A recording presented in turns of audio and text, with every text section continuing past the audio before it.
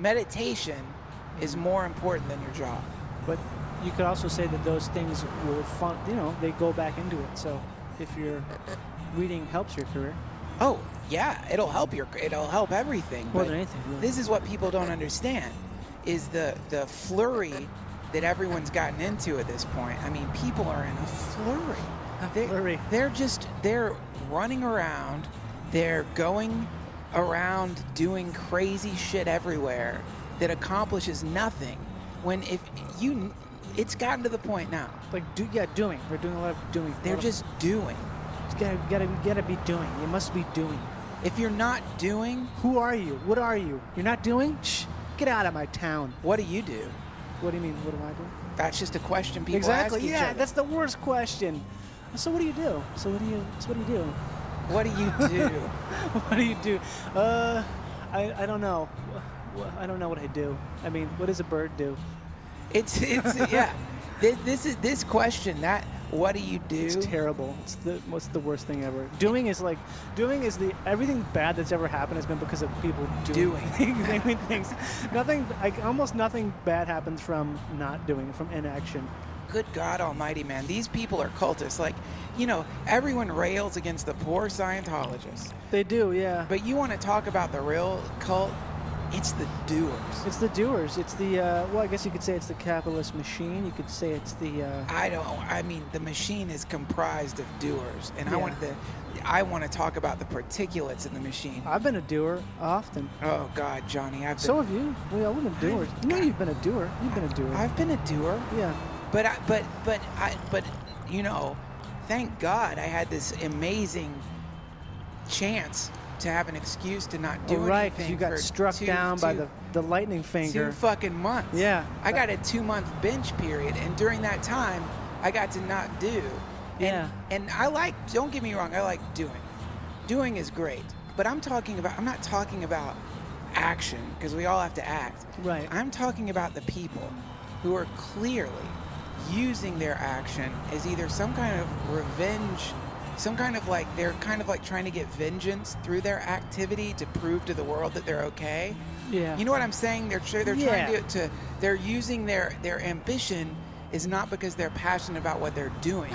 Their ambition is this desperate... to be better, to be like, to be in front. What time did you get up this morning? No, I've been up for a while. I've been up doing it for a while now. Yes. Oh, yeah. No, Melanie? No, she got up. Melanie just got up, everybody. Melanie just got up. Let's clap for her. No, I've been up doing. What have I been doing? Did a little of this, did a little of that, did some of this, did some of that. So we were doing. What were you doing? Oh, were you sleeping? Oh, you were sleeping in? Okay. You go ahead and do that, okay, Melanie? Okay, Melanie? Okay, Melanie, you sleep in. Jack has not missed a day of work in the last 20 years. Jack hasn't missed a day.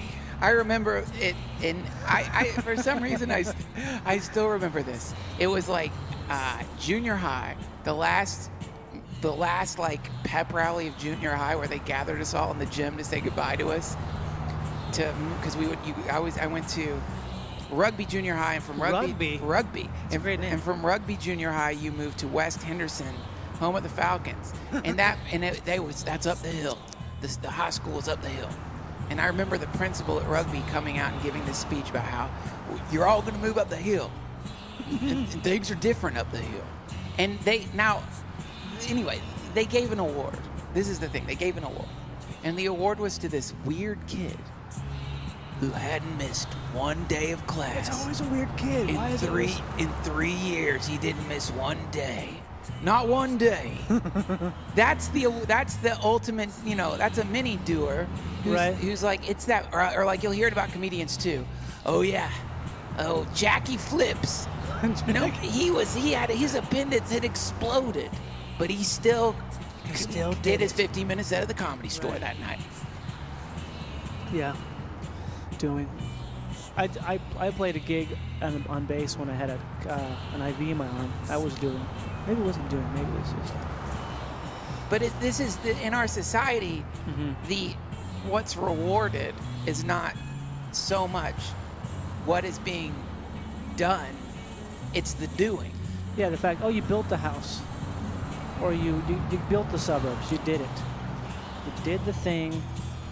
I made the tea at least. Action, action, action, action. Wake up, get going. Wake up, get going. So you see this, and what ends up being lost is just really basic shit.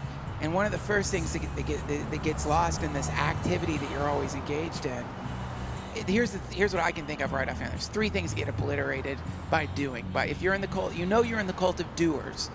If right now you consider, when was the last time that you sat still and did nothing for 10 minutes straight?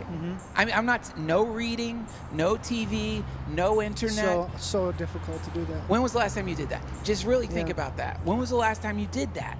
Think about that. Because for many, many, many, many people, it's almost never. In their whole lives, they've never done that. The best thing, I think that the best thing to do in terms of like finding that kind of time is just to watch things. I find it like, I like, more than anything, I just like to like observe, you know? You just like, because if you're observing, you're not talking, you're not, all you're doing is watching. You're just watching what's happening.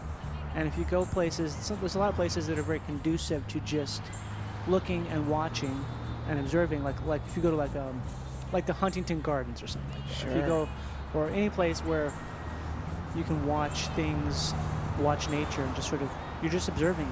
And it's weird when you don't say anything and you're quiet, how many things come forth because you're allowing them to present themselves. Damn right. And also if you go and you decide to actually get out of your man-made cave and head out into nature and sit still and just sit still in nature, you will find there's a really creepy amount of guilt that comes up. Like, you're supposed to be, it's such a weird thing to just be out in nature, sitting still, not doing anything. There's this sense inside of you that's like, what are you doing? Yeah. Oh, okay. What time is it? What time? what time is? What's next for the day? What are you doing? What are you doing? Why are you just sitting here?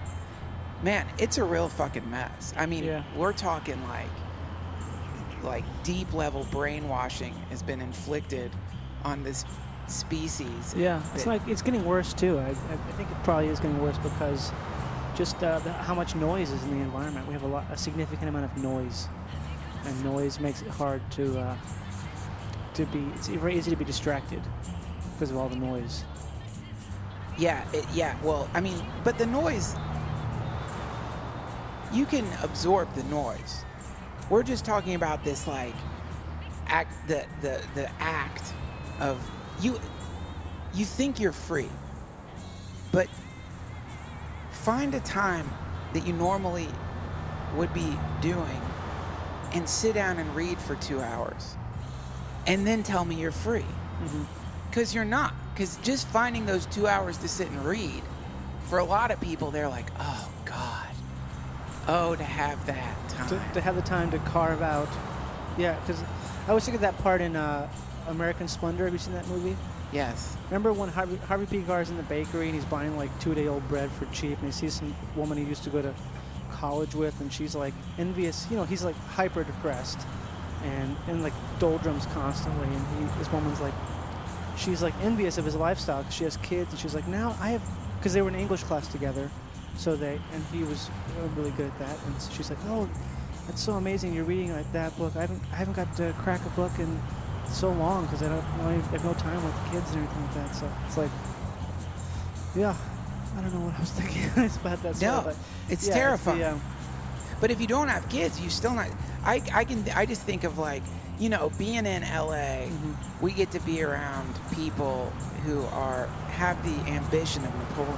They're crazy. Yeah, this town is like crazy driven. It's like you'd never see people who are so type A, just ready to cut down whatever jungle is in front of them.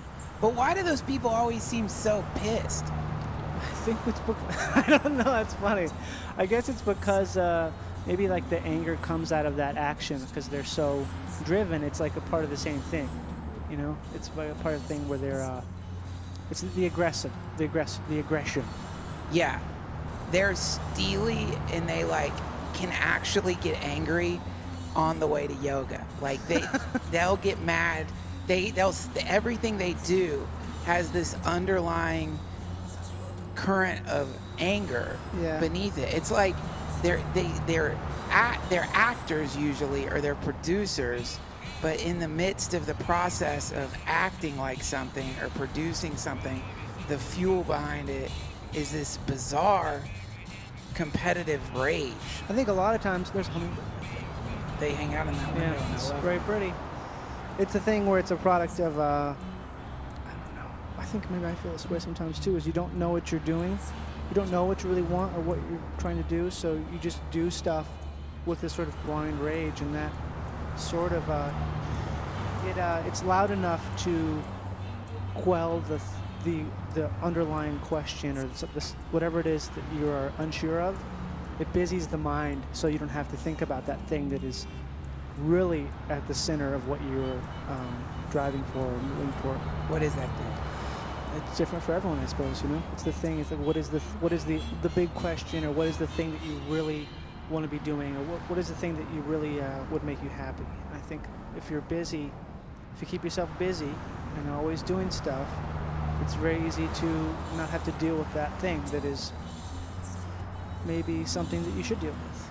I like, but you know, being busy is definitely a wonderful balm when you're feeling depressed. Oh yeah, I think there's two different types though. I think there's one thing to be doing good, but if you feel bad, like to do good things, because that's nothing makes you feel better than helping other people when you feel bad, because all of a sudden it's just like it evaporates. But I guess I think I mean more like in terms of just like getting stuff on the calendar. Like, I always think about that kind of shit with my life. I'm like, this day's open. Oh no. There's too much white There's on too my much calendar. time. Yeah. Not enough ink on my calendar. Exactly. Yeah, it all boils down to being outside the present moment, really. Yeah, and that's the worst. That's the worst thing, is being not in the present moment. What I like to do when I have these pangs of anxiety that have tormented me for my entire life is whenever I get a nice, like, sweet gong on the, like, when a nice big gong on the fucking anxiety bell, I like to, instead of just feeling the anxiety and reacting, I like to kind of trace back, like, who banged the gong. And it's inevitably the banging the gong is always a thought of the future. Mm-hmm. The anxiety comes from thinking about the future. Yeah. Like, if I think right now, I'm like, man, I'm going on the road Wednesday. Got stuff to I've do. got all this shit I've got to do. I've got 2 days to do it. How am I going to have the time to do it? I want to wash my clothes, and I need to clean, but I've got to, I've got to. Makes you crazy. I got to do these podcasts done. I've got to make sure that I, like, have my material together and get the puppet polished. Polish the puppet. But if I don't let myself think about the future, and then I'm just here, then everything slows down. Like, all of a sudden, when you just think right now about just being in the present moment, and you're just kind of sort of giving up the future. Drinking the tea. You're drinking tea. Then all of a sudden, everything's like, I'm not going to say everything's great. You still have the residual hangover of a lifetime of thinking about the future that's always with you, but you can deal with it. Everything just shifts in such a substantial way the moment you pull the tendrils of your mind out of the phantasm of the past or the future. Mm-hmm.